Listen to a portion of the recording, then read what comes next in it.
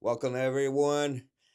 Episode 5, What I Wish I Knew Earlier with Kurt Scott in here. So tell me a little bit about yourself, Kurt. I'm Kirk Scott. I'm the head of school along with my wife at Desert Christian Academy. We are desert people. Yeah. She's born and raised. I'm a transplant from the Midwest. We met at college, and my wife was like, "I'm a desert person, so that's where we're living. So that's what we've been doing." And serving. I've been serving at Desert Christian for since 1996. So full time. I think this is my 24th year, but. Yeah, man, and it's just we love what we do. We love our life. We love our community. Yeah. Yeah, Yeah, no, most definitely. It's has made a big difference in my life. I can't wait till we talk about that. But have you gotten used to that weather though? yeah. No, I'm fully baked, man. I'm fully That's a great baked. one. Like it's. I mean, nobody likes 115, Yeah. but man, it's hard to do cold now. I'll Yeah. tell you that. I'll take the 115. I grew up in Michigan, so Oh, the negative yeah, I'm degrees. not doing those anymore. Like Gotcha. Well, just that's not possible. yeah, So, yeah, yeah. anyways, yeah. Plus, we get those 60, 70 degrees for Ooh, 6 or 8 months. And and that's cold. yeah, For and now we got used to that, right? oh man, Oh, man, that's awesome. Well, I appreciate that. Well, let's get to it, right? First question is, if you can go back and talk to your younger self, what is one thing you would wish you would knew earlier about life? yeah, I've been wrestling with that question, Roy. I know that's the kind of the theme of the podcast. Yeah. So I am going to I am going to give a direct answer to that. But really, as I've just been reflecting, I really only have one regret in my life, and Mm. it's a small one. Like it's pretty trivial. Um, But I don't say that because I did it all right. I say that because I've been I've been a mess a large part of my life, and the Lord's grace has been poured out on me. And if I didn't walk that part of my journey, Yeah. if I didn't grow in that way, I wouldn't be who I am. I wouldn't be where I'm at. Yeah. I'm a big like I'm not a country music guy, but Luke Bryan has a great lyric. Okay. He says, "I believe youth is spent well on the young, because wisdom in your teens would be a lot less fun." And that resonates with me, man. Yeah. Like I was a mess and made a ton of mistakes, but I can't say I would go back and change any of them. Yeah. And that's really, I guess, my heart for young people is that's the most important part of the journey, in my opinion. So kind of like a lot of self-help gurus and people like that, it's like do the right stuff today. And yeah, of course, wisdom. Yeah, we want to help people avoid pitfalls and all that, but also of me, it's 1 Corinthians 15:10. That's my life verse. By God's grace, I am what I am, and his grace to me was not in vain or not without effect. Hmm. And I've got to experience a ton of God's grace. And Yeah. because of that, I have a vibrant relationship with him. I've got an incredible place where he's brought me in life. So all that to say, like, I wouldn't really change anything, but one thing. So Yeah. I will answer the question, and this is more for the young athletes out there because I'm a father of four. I should have said that at the beginning. I'm more than just a head of school. And all boys, right? Yeah, All boys. yes, I'm a husband and a father of four boys. My wife is an amazing athlete. She's more athletic than I am. She played college volleyball and softball, um, and so we got four boys. So we just do sports. Yeah. That's what our family. That's like our family pastime is sports, and our boys all love just about every kind of sport. So the only really regret when I look back at it, I'd say I would actually change that. There was a moment in my college career where I went to Biola University with the full intent to walk on and play basketball. Yeah. And it's a school I believed I could fit in athletically. And so I met with the coach, started working out with the team. Um, our current AD, Matt Garrison, was on the team at the time. Oh, Yeah, so you guys go way back. we were in each other's weddings. Oh man. Yeah, All so right. I'm All sure right. you'll have Garrison in here at some Yeah, point. yeah, yeah. I'm Yes. sure you will. But there's a moment where, honestly, if I'm honest with myself, I was insecure and I was intimidated Okay. because I didn't realize how good the dudes were going to be in that gym. I was Mm, kind of seeing like, okay, they're NAIA, that's a level I can compete in. So I showed up with full confidence of I'm going to be a dude. yeah. And when Garrison gets in here, this is a guy who had a 10-year professional career, had a cup of coffee with the Clippers. Like, Yeah. that's the kind of talent that was in the gym. And Wow. I was obviously the worst player in the gym. So I let that intimidation after figuring that out, for a couple weeks, then I went to the coach. I said, "Hey, coach, I think I'm going to just focus on my grades." This was a time in life where I was really like trying to make right choices because I'd been really a mess before that, so I was really trying to reinvent myself, make right choices, learn what this God thing was all about. And I was like, "Coach, I don't think I'm going to keep going." And I remember I was expecting coach to be like, "Yeah, that's probably the right choice." Yeah. And he said the exact opposite. He said, "Are you sure?" I was like, and I was really, that's the moment right there that I wish I would have stopped and said, "Well, wait a minute, coach. I thought you were going to think that was the right choice." Mm-hmm. Because I was surprised, and I was just like, yeah, no, I think it's what I should do. And so I always look back at that moment. And so, like, my advice to young athletes is, don't be the one that ends your career. Yeah. Make somebody else tell you you're not good enough. Yeah. And in that moment, the coach was fully prepared to say, "Hey, yeah, I see potential. Like, I've got a spot for you." And I cut that off because I was insecure, because I was intimidated, Yeah. because I didn't feel good enough. When the coach saw something, and I didn't let him make that decision, I made the decision for him. So that's the one thing, because I robbed myself of three, like, the basketball team were my best friends, Yeah. so, but I didn't get that playing experience with them. And, Yeah. as athletes, that brotherhood in the Locker locker room, room. on the field, like, there's just nothing like it Yeah. in life, so I was friends with everybody and we were cool. That was my social group, but I didn't get that experience with them. And that's like, yeah, I wasn't going to end up as a professional career or anything, but those were 3 years of experience, because I transferred in as a sophomore, that I didn't get to have because I made the choice. And I didn't put that at the coach's feet and say, "Hey, if I'm not good enough, you tell me." Correct. So Yeah. anyways. Well, it's like looking yourself in the mirror, right? Mhm. Everyone can probably relate to this. It's like, oh, I look ugly, but someone else tells you, you look great, Mhm. you're handsome, or you look beautiful. Yeah. But then you tell yourself, I'm ugly. Well, then there we go, right? But in that particular, that's the perfect. Someone else saw you better, Yes, and that's true. and you didn't see that, Yeah. right? And that's where that little gap of, I gotta trust that, right? So that's a great. I mean, we all go through that, but that's a great moment that you can go back to and say, like, that's it. Yes. That's the one I would like. Oh, but that's how you learned, right? Yes. That's how you learned, and now you are where you are right now. So I appreciate that. So awesome. Second question. As a husband, father of four, and head of school, what lessons has had the biggest impact in your life?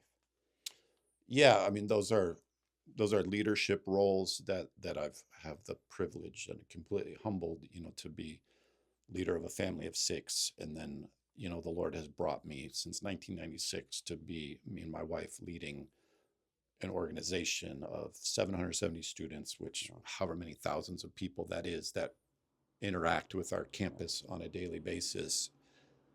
And so really, I think the two things that really I've grown in, as to me, are just the essential backbones of walking those positions of leadership. Number one, your role as a leader is to serve. Okay. Don't what I say is, don't waste your career on yourself. Mm-hmm.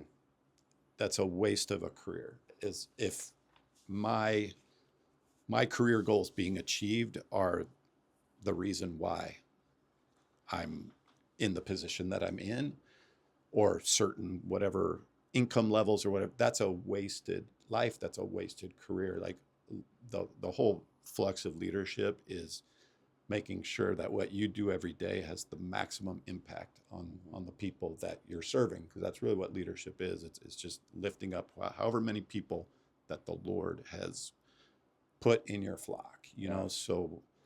So that's a big thing. And then one thing that I learned that leadership is, because I didn't start out like this, was really finding, and I think anybody who's in a leadership position is finding the conviction of what the people around you need. Mm. Having that, COVID really taught me that, leading a school through COVID, um, where that's where this really came clear to me.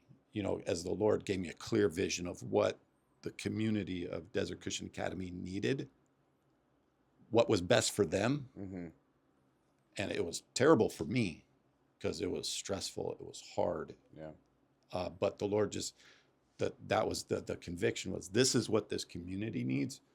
So that's the job of the leader, is to find that conviction, and then we're not going to sway left or right. That's what we're going to do. And it's not easy because everybody has their thoughts, everybody has their opinions about what that conviction Correct. needs to be. But for the leader, it's just finding what that is, because I think really that's the only thing that's missing in good leadership. Mm-hmm. People that try to lead but aren't effective in it because they don't have convictions, or if they have convictions, they're the wrong convictions. Correct. You know, so that's really like, I like to take complex things and try to make them as simple as possible for that. So for me, it's like, as a husband and father, what's the best thing for my family? And seek the Lord. What is it? Like when we were pregnant with our fourth boy, and we were just like, my wife wanted a girl 4 times. You know what I mean? So we were wrestling with that as like, and me, I was cool either, Yeah. I'm cool either way. And just like looking at my wife, who's just like, she's like, I just want somebody who's like me in this household, just one, you know, and just really being like, oh, wow, that's hard. But okay, then going to Lord, why 4 boys? Yeah. Why 4 boys? And really, we really sought the Lord on that, because you could have gave us 1 girl, 2 girls, you know, whatever, and it would have made more sense to us. But we really sought the Lord, and the Lord made it clear, like, I gave you 4 boys because I want you to raise 4 mighty men of valor. So that's become our kind of badge for our home. Yeah. We have a covenant written that's on the wall of what a mighty man of valor is for the Scott household. All of our boys have an opportunity to attain to that. We're 3 for 4 so far. Yeah. You know, we got one more to go. And that was what we knew, our conviction of what our boys needed from us. Yeah. And I can't tell you how many times our boys would come to us and be like, Mom, Dad, we're so different than my friends. We're so different. Like, can we just relax? Can we just, you know, can I just do this, or can I just, and we just be like, no, it's not. We know that that's not what's best for you, number 1. And number 2, that's not what the Lord told us we're doing. That's not what we're doing here as a family. And that's hard, and it was hard. But I'll tell you, not one of our kids has spoken regret about that, you know? And so when they were 13, 14, like, they were mad. Oh yeah. They're upset. You know, they were seeing that they were missing out on X, Y, Z, you know, because of the standards we had. But so I say all that just to be like, by God's grace, He's given my wife and I convictions on what's best for our family, what's best for the organization that we're called to lead. Yeah. And then it's just standing on those things, man. And then this is what we're doing. And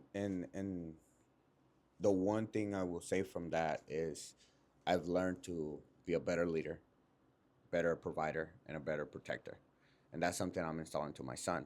And I tell my son, you're going to be someone's husband.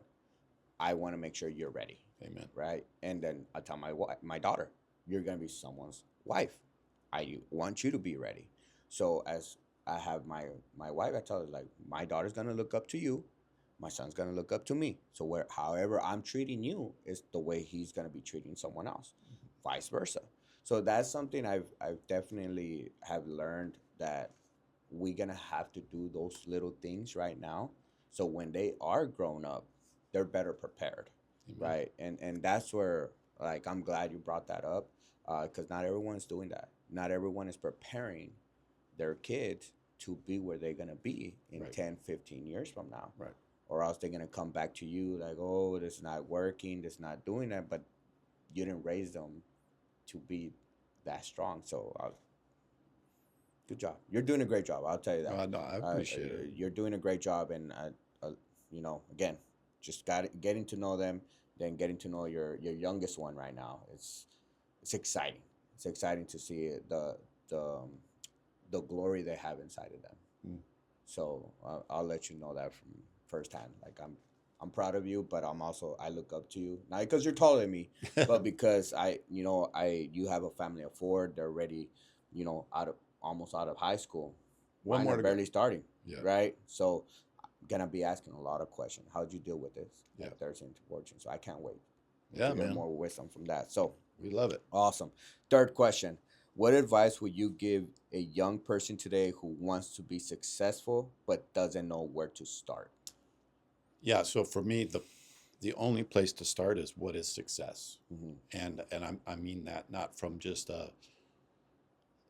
define the word, but what is success to God, Mm-hmm. and um, really, again, I take complex things and I make them simple because I'm a simple-minded guy. I'm not very smart, so I have to break it down Yeah. to be as simple as possible. And as I've searched scriptures and sought the Lord, success to me is one word: obedience. Oh. That's it. That is the call that God has put on everybody's life. What did Jesus say?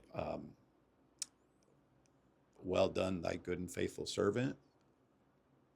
What's that speak to? That speaks to a servant that was faithfully obedient to the things that God has called us all to do. So, because the word success, like I just struggle with, because in the world, man, that goes all kinds of Yeah. crazy directions. And typically, what I see in young people is they chase success, and at some point, it leads them to a path of destruction, Correct.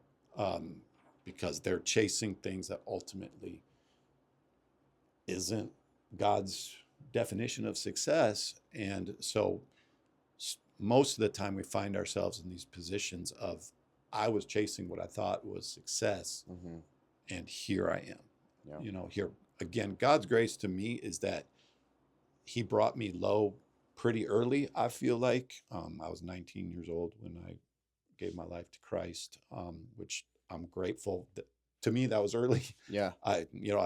Obviously I shepherd a lot of kids that are just like 5 years old, give their life to Christ, and praise God. Like, I'm like, how do you do that early? You know what I Yeah. mean? But for me, I'm grateful because he brought me low when I was 19 and kind of stopped my pursuit of Mm-hmm. false success at that point. So pretty much from that point on, it's been just this slow upward trajectory of really living in the grace of God and just being obedient.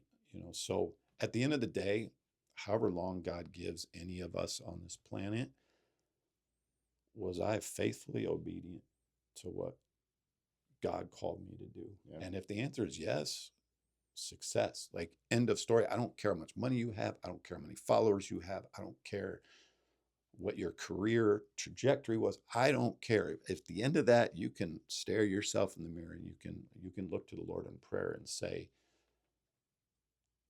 I was faithfully obedient to what the Lord Mm-hmm. called me to do, you're the most successful person that's ever walked the earth. Yeah. So I think that's, so you said where to start. Start there. And if you don't have a clear vision of what obedience looks like at your stage of life, Just start there. Yeah. Get whatever job you need to get. I don't care. Pay the bills. Yeah. But that needs to be your primary focus. Let him lead. Yes. Right. And I share my story that, 8 years ago, I, I was in that position that Mhm. I got on my knees. I'm like, I can't do it. Mhm. I can't do it. God, please help me. Please help me. You take the wheel, Mhm. because I can't do it no more. Mhm. And little by little, you just start seeing the doors that were shut reopen, or it was a better opportunity. And as I started seeing those things, I'm like, all you want me to do is to share your glory, and to make sure that you get the recognition, right? All he wants is for us to bring more people to God, Mhm. for him to save them.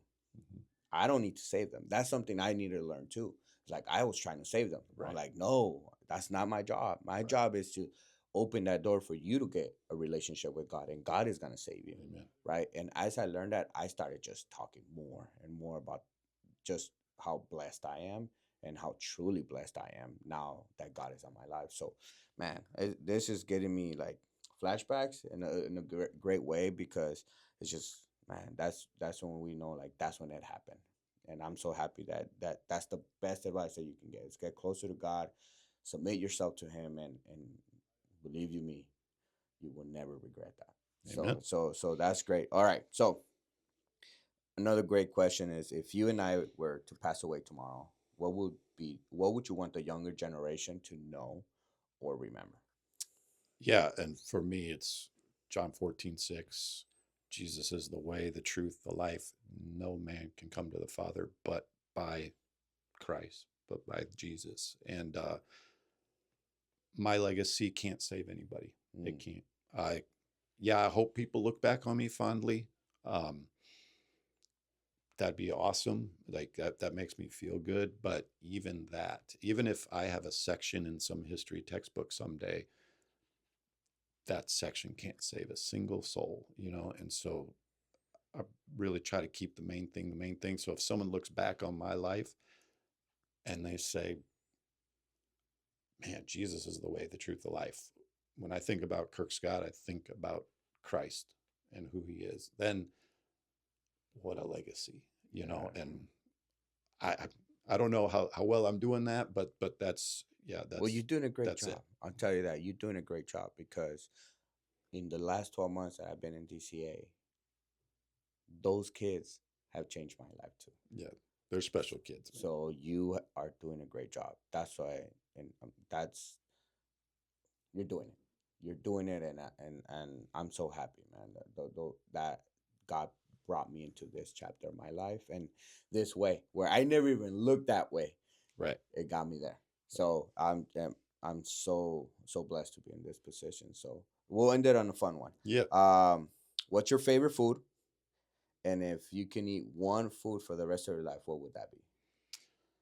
I think the first one is we're barbecue people in my Okay. household. We're barbecue people. So like my wife and I, we're going to go to Texas in a couple weeks for an alumni wedding, and we're going to find the best open pit barbecue that we can find. Like that's like we were in Dallas for Cash's All American game, and we hit Hard Eight barbecue in Dallas 2 nights in a row. That's how much of barbecue freaks we are. Because when you find a good one, like a good open pit, like where they know how to do it right, and the sides and everything, like there's just I don't know. I think for us, that's like That's that's right. the top. We'll drive. I remember the first time I had Salt Lick barbecue in Austin, Texas, and I was just like, this is the way food should be made. Yes.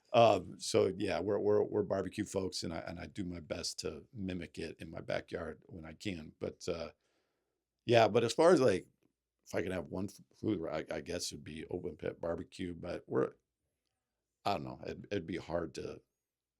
Variety is also the spice of life. Yeah. You know what I'm saying? So I'm someone who just I like basic meals, but I like the best version of those meals. Gotcha. You know what I mean? Yeah. Yeah. So finding the best burrito. Yeah. Like burritos just basic, Yeah. whatever. Like you have burritos all the time, but finding the best burrito, like, and the best one I've ever eaten was an ensenada. Um, I'm more of a Baja Okay. Mexican Cali guy, more surfer food when it comes to like my Mexican food.